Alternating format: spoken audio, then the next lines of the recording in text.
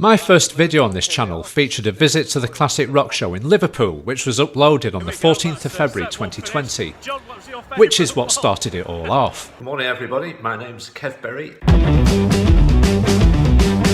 I've seen this production many times, which has been on tour at the beginning of each year now for over a decade. It is a production that I as a musician always inspires me. Like many of its fans, I love the iconic setlist that never fails to impress. The sound and lighting are amazing, and the talent and skill of the artist is flawless in delivering note-for-note accuracy of each track performed. But for me personally, it is the overall experience that makes the Classic Rock Show very special, which is after all a celebration of great iconic music. But how is it all brought together? Pete Thorn is now in his third season with the show, who has toured and played alongside Don Henley, who founded the Eagles, and other notable artists such as Chris Cornell. He also has a very successful YouTube channel, achieving 250,000 subscribers very recently. And if you are a guitar nut like me, it is a very useful resource in chasing killer guitar tone. But I wanted to know more about what Pete has brought to the Classic Rock Show, so let's find out. So Pete, thank you for taking the time to give us a little bit of a chat about your involvement in the Classic Rock Show. How are you finding it so far on the tour? Good. I'm drinking tea every day, so I've adjusted nicely to the UK. I'm very envious because my hands are empty of a nice brew at the minute, and Gigs and Guitars is all about having a nice cup of tea during a guitar solo. So.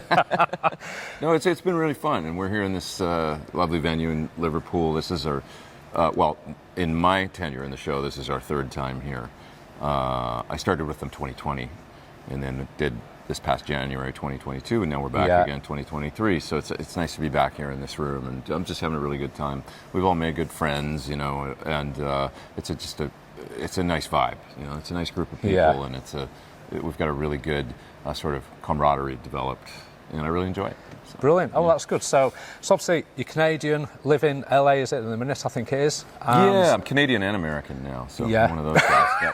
Got a dual thing going. But can we invite you into the UK family, do you think? Absolutely. My grandfather is, you know, he's old school. He was at RAF, and so this is my heritage, this place. Right, fantastic, right. Scotland and England, so yeah, I'm UK all the way.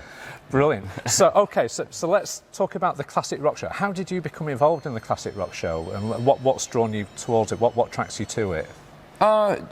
James Cole contacted me sometime kind of, I guess, 2019, and asked me if I would be interested, and he explained the show to me, and that it was CMP putting it on, and that, you know, the same organization that does Brit Floyd, and I had seen Brit Floyd because my old friend Bobby Harrison was the guitar player a number of years ago, so I went and saw them at the Greek in LA, which is a really nice outdoor venue, and I really enjoyed the show. And so when I heard that was the, you know, kind of the folks putting it on, I was like, oh, that sounds interesting, you know. Sounds tempting. Yeah, and so I decided to take the plunge, and I'm really glad I did, because, you know, there's no bad songs in this set.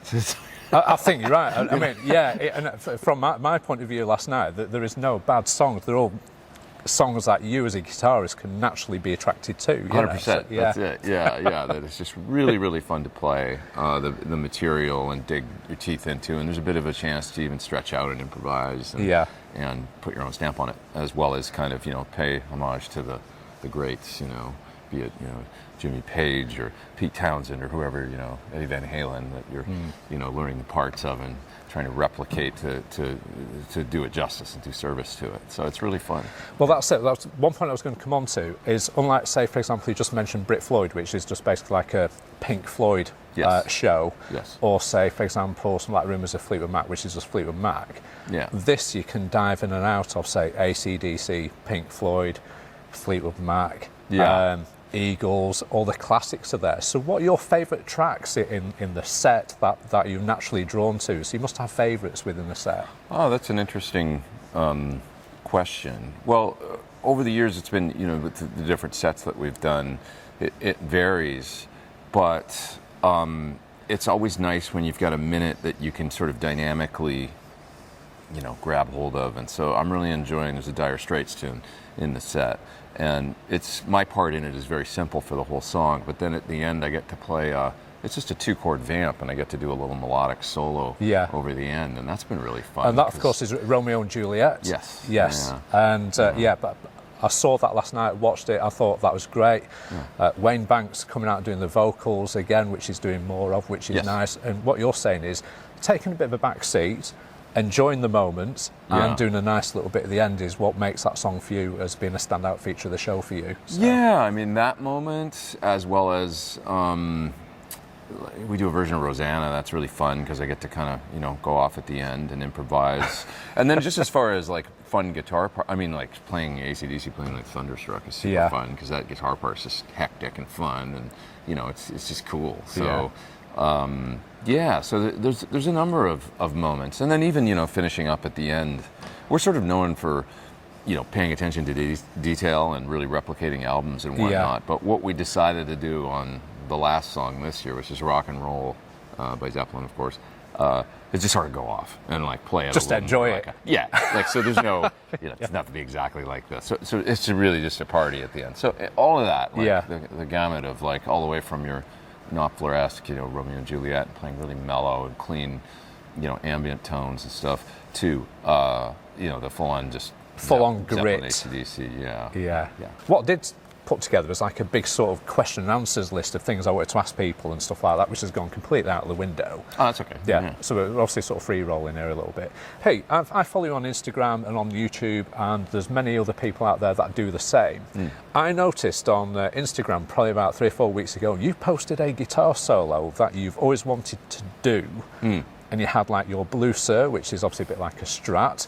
I thought, wow, that's a great guitar solo. Can you tell us what that solo was? Burn by Deep Purple.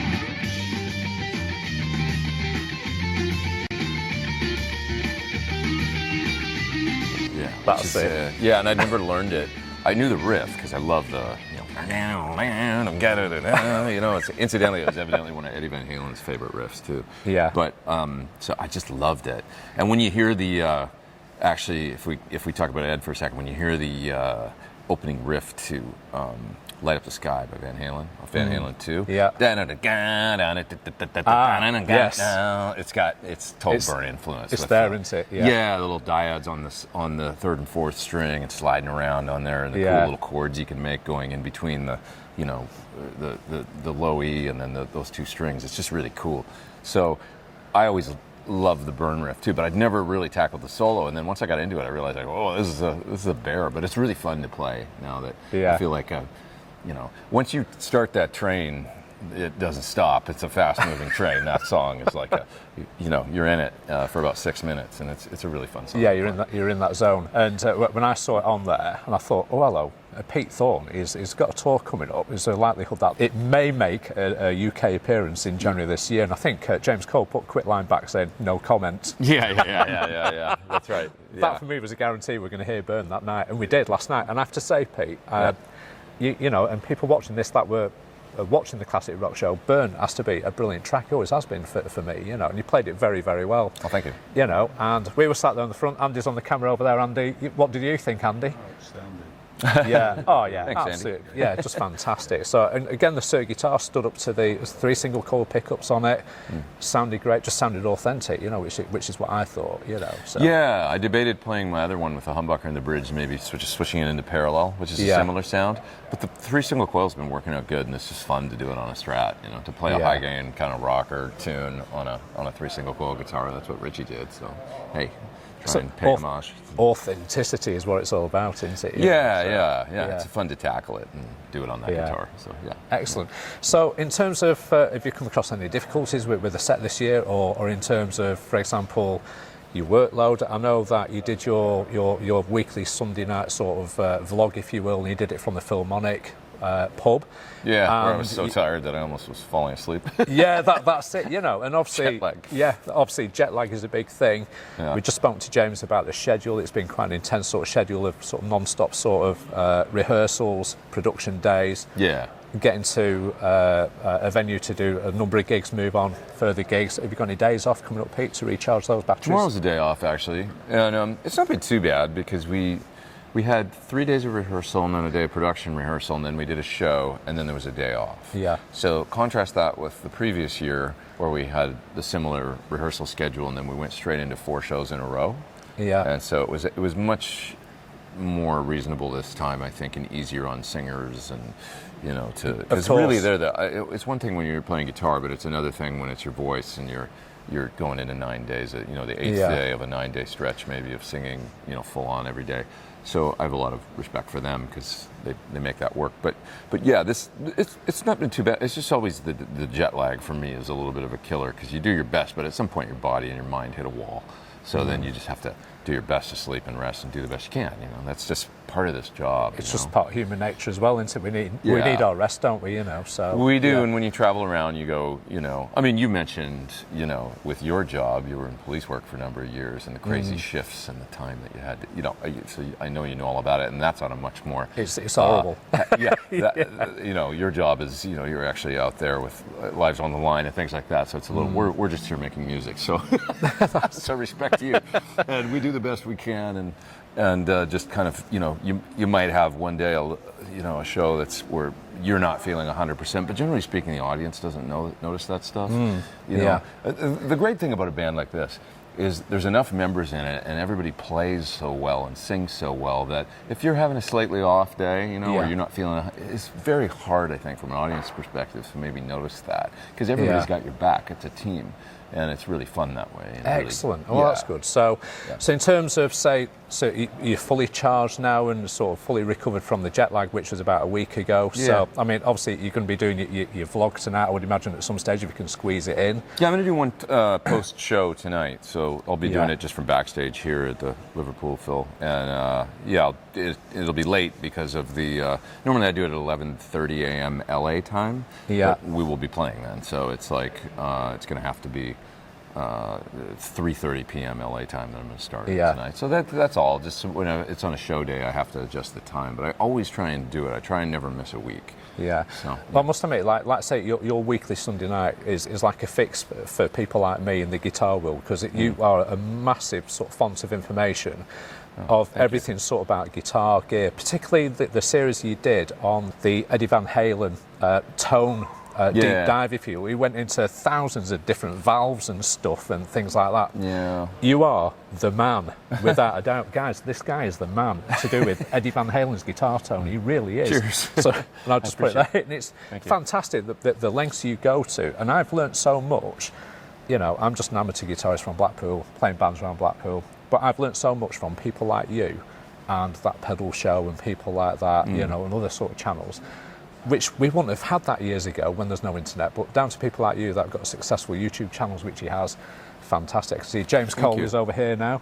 Hello. Obviously looking at our clocks and stuff. Yeah, we're going to have to do some Okay. live shit.